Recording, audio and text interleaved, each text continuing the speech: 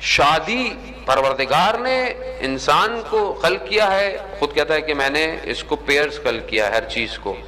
خوب مرد اور عورت کی ریکوائرمنٹ ہیں، اس کی فزیکل نیڈز ہیں، اس کے لیے پروردگار نے حلال رشتے بنایا ہے. شادی ازدواج عقد جو ہے وہ حلال رشتہ ہے. اس حلال رشتے کے بعد صرف کہانی صرف یہاں پہ ختم نہیں ہوتی ہے کہ مثلا آپ صرف ایک نیڈ ہے آپ اس کو پورا کریں، نہیں، پھر آنے والی نسل کی پرورش ہے، اور یہ پرورش حلال بطن ہی میں ہو سکتی ہے. یہ یاد رکھیے گا. آپ جب شادی کر رہے ہیں آپ صرف یہ مت سوچیں، خاص طور پر ان کی جن کی شادیاں نہیں ہو چکی، جن کی ہو گئی ہیں وہ کوشش کریں کہ ایسا ہو. دیکھیں شادی صرف ایک مقصد کے لیے نہیں ہے. اگر آپ زندہ ہیں آپ کا امام زندہ ہے. انسان اگر کوئی مرد لڑکی ڈھونڈ رہا ہے، کوئی فیملی لڑکی ڈھونڈ رہی ہے، وہ یہ دیکھے کہ وہ یہ صرف ایک خاتون گھر میں نہیں لا رہی، ایک لیڈی گھر میں نہیں لے کر آ رہی، بلکہ آنے والی نسل کی ماں کو گھر پہ لا رہی ہے. اور یہ وہ ماں ہوگی جس کی گود میں امام زمانہ کا سپاہی بڑا ہوگا. تو یہاں پر بہت زیادہ کنسنٹریشن کی ضرورت ہے ادب. اور یہ ہمارے لیے بھی ہے کہ مثلا جن کی آج اولاد ہے، جن کی آج بیٹیاں ہیں، اب خاتون کے چند رشتے ہیں، ماں ہے، بیوی ہے، بہن ہے، بیٹی ہے، یہی رشتے ہیں اس کے. ان سب رشتوں میں کہیں نہ کہیں کوئی نہ کوئی الوکیٹ ہو رہا ہے. اب اس کی کیا ذمہ داری بنتی ہے؟ خاص طور پہ ابھی نئی شادی ہو رہی ہے اور یقیناً اور جوان اور ہماری بہنیں بیٹیاں بھی بیٹھی ہیں، اللہ تعالیٰ ان سب کی جو ہے وہ جلد سے جلد جو ہے وہ شادی فرمائے. عزیزان محترم، معاشرہ بہت خرابی کی طرف ہے، یہ یاد رکھیے گا. کوتاہی ہم سے ہو رہی ہے. ہمیں اپنی آنے والی نسل کے لیے خود سوچنا پڑے گا. اگر آج ہم وقت پر شادیاں نہیں کریں گے تو سوسائٹی میں فساد اور گناہ ہوگا. اس میں جو ہے وہ آپ یہ بولیں کہ میرا کیا قصور ہے. اگر جوان بیٹی گھر میں بیٹھی ہے تو مجھے اس کے لیے جتنا جلدی ہو شادی کا انتظام کرنا چاہیے. اب کیونکہ میٹلسٹک اور میٹلزم اتنا زیادہ ہو گیا ہے کہ شادی ایسے سے ہو. اچھا ہماری بیٹیاں بھی جو ہیں وہ آج کل کیونکہ میڈیا کا دور ہے تو وہ ان کے ذہن میں بھی آنے والا دلہا کوئی شہزادہ ہو، سنو وائٹ کا شہزادہ ہو جو ملے گا. ظاہر ہے جب ڈزنی کی پیداوار ہے نا، یہ نسل تو جو پیدا ہو رہی ہے بیسیکلی ڈزنی کی پیداوار ہے. اب جب ڈزنی کی پرنسس کی بیگ اور پوسٹر آپ کے گھروں میں ہوں گے تو آپ کو پرنس بھی ویسا ہی چاہیے جو ڈزنی دے رہا ہے. اب وہ تو خواب و خیالوں میں بھی نہیں ملنے والا. تو ابھی ہمیں ہر چیز جو ہے وہ ایسی لگتی ہے.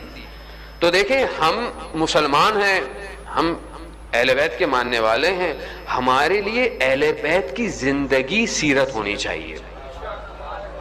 ابھی یہ جو ہم شادیاں کرتے ہیں، میں خیلی عضو میں خواہم دیگر فارسی عرف نوی زانم ولی خوب بندے مجبورم.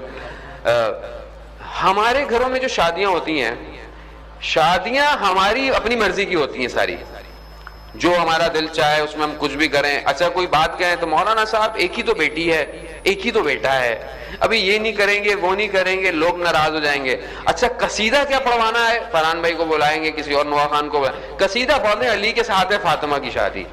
قصیدہ یہ پڑھوائیں گے مگر عمل ان کی سیرت پہ نہیں کریں گے.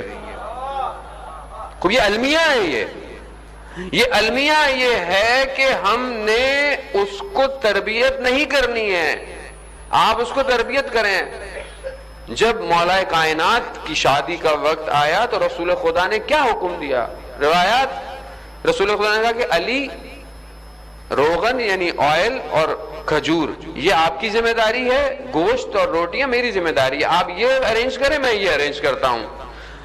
مولا متقیان روغن آئل اور کھجور لے کر آئے تاکہ اس سے مٹھائی یعنی شیرنی بنائی جا سکے، سویٹ بنائی جائے. رسول خدا نے خود اپنے ہاتھوں سے جو ہے وہ مٹھائی بنائی. ایک جو گوسفند ذبح کیا گیا اور روٹیاں تہیا کی گئیں اور کہا علی جاؤ مسجد میں جا کر اعلان کرو کہ لوگ کھانے پر دعوت میں تشریف لائیں. اب مولا متقیان جا رہے ہیں کہ دعوت تو اعلان کریں گے، اتنے سارے لوگ اور کھانا تو تھوڑا سا ہے، لیکن بہرحال انہوں نے اعلان کیا. ساری مسجد آ گئی کہ ماشاءاللہ آج بھی مسجد بھری ہوئی ہے، اعلان عمومی تھا، سب لوگ آ گئے، آپ لوگ بھی آ گئے، وہاں پہ بھی سب لوگ آ گئے. اب مولا متقیان کے اندر یہ ہے کہ یہ سب تو آ گئے تو رسول خدا دل کی بات مولا کی پہچان گئے اور کہا کہ علی نہیں، گھبرائے نہیں، اللہ تعالیٰ اس کھانے میں برکت دے گا۔ روایت ہے کہ تقریباً 4000 لوگ آئے اور اسی کھانے سے کھا کر گئے، یعنی یہ برکت۔ شادی کے اندر نکات کیا تھے؟ کھانا کھلایا گیا، سب کھائے، سب چلے گئے۔ بعد میں رسول خدا نے کھانے کا ظرف دلہا دلہن کے لیے بھجوایا اور جو کچھ باقی تھا وہ کچھ رشتہ داروں اور اقارب کے لیے بھجوایا۔ اب اس میں پوائنٹ کیا ہے؟ شادی کے خرچے میں دلہا دلہن دونوں انوالو ہیں، کسی ایک کے اوپر لوڈ نہیں ہے۔ رسول خدا اپنے ہاتھ سے کام کر رہے ہیں، سادگی سے شادی ہو رہی ہے، سادہ کھانا دیا گیا ہے، اور کھانے کے بعد دلہا دلہن کو بھی اور ان کی فیملی کو بھی دیا گیا ہے۔ اور پھر رسول خدا نے بولا کہ اب خلوت کریں، خالی کریں، تاکہ دلہا دلہن جو ہے وہ اکیلے اپنا وقت گزار سکیں۔ عزیزان محترم، ابھی اتنا مولا متقیان کو مانتے ہیں، بی بی سیدہ کو مانتے ہیں، زندگی میں یہ کہاں ہیں یہ لوگ ہماری پریکٹیکل؟ ابھی ہماری ہمت نہیں ہوتی ہے سادگی سے کام کرنے کی۔ کیوں؟ سوسائٹی کیا سوچے گی؟ آج جس سوسائٹی کے آپ اتنے فکر مند ہیں، اور میں بھی آپ کے ساتھ شامل ہوں، میں کوئی مارس میں تو نہیں رہتا، میں بھی یہیں پہ ہوں، جس سوسائٹی کے ہم اتنے فکر مند ہیں، یہ سوسائٹی قیامت میں شفاعت کرے گی؟ شفاعت کون کرے گا؟ بی بی سیدہ کریں گی۔ ان کو راضی رکھنا ہے یا سوسائٹی کو راضی رکھنا ہے؟ لڑکا جب تک اسٹیبلش نہیں ہو جاتا، گھر نہیں بن جاتا، گاڑی نہیں ہے، یہ نہیں ہے، وہ نہیں ہے، فلانا نہیں ہے۔ ابھی مجھے پچھلے دنوں بڑی حیرت ہوئی، میرے ایک دوست ہے، میں نے ان سے پوچھا بھائی شادی کہاں؟ وہ بات ہو گئی، اچھا ہونے میں بڑا خوش ہوا۔ پھر کچھ دن بعد کہنے لگے، میں نے کہا کیا ہوا؟ کہنا نہیں بھائی وہ ختم ہو گیا۔ میں نے کہا کیوں؟ ابھی تو بات بن رہی تھی اور آپ کی تو، کہتا ہے وہ کچھ دن ہوا، خاتون نے مجھے فون میسج کیے کہ بھائی ہم رہیں گے یہاں، ہنی مون یہاں منانے جائیں گے، فلانا یہاں کریں گے، فلانا یہاں کریں گے۔ میں نے کہا مطلب یہ کیسی بات ہے؟ اس کی وجہ کیا تھی؟ اس کی وجہ یہ ہے کہ یہ جو ٹی وی میڈیا ہے، یہ جو سوشل میڈیا ہے، اور یہ جو ہم ڈرامے یا جو بھی ہے، بہرحال میں آپ کو نہیں بولوں گا، آپ لوگ دیکھتے ہیں، کوئی اور لوگ دیکھتے ہیں، یہ جو نیٹ فلکس کی سیریز دیکھتی ہے پبلک بیٹھ کے، یہ سب دیکھتے ہیں، تو اصل میں زندہ وہیں پر ہیں ہم لوگ۔ یہ ہم لوگ بس تھوڑی دیر کے لیے مذہبی بنتے ہیں، اس کے بعد زندگی پوری وہی ہے، برانڈڈ چل رہی ہے ہر چیز۔ یہاں سے تیار ہونا ہے، وہاں سے تیار ہونا ہے، مجھے یہاں کا نہیں پتا، جو پاکستان ہندوستان میں فلانی جگہ سے تیار نہیں ہوئی تو بس کوئی بات ہی نہیں ہے خاتون کی۔ اتنے لاکھوں روپے خرچ کر کے وہ منہ پہ جو بھی لگائیں گے، تھوڑی دیر میں وہ، اچھا رونا بھی نہیں ہے خاتون نے رخصتی وقت، اب تو اتنا ماڈرن ہو گیا ہے، رونا نہیں ہے، کیوں؟ اتنا مہنگا میک اپ ہے، خراب ہو جائے گا۔ خب یہ کیوں ہے یہ؟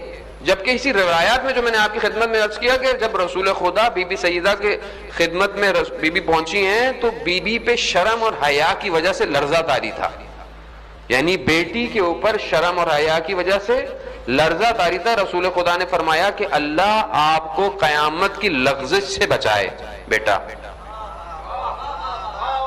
یعنی ہم میں بتا رہا ہوں، سیرت بہت امپورٹنٹ ہے۔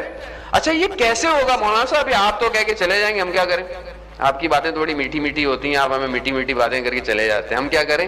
ہم یہ کریں کہ ہم اپنی گھر کے اندر جب میری بیٹی ہے نا، تو میں پہلے دن سے اس کی تربیت کروں، میں پہلے دن سے اس کو رول ماڈل حضرت سیدہ دوں، پہلے دن سے اس کو رول ماڈل حضرت سکینہ دوں، پہلے دن سے اسے رول ماڈل حضرت زینب دوں، حضرت معصومہ دوں، رول ماڈل دیں۔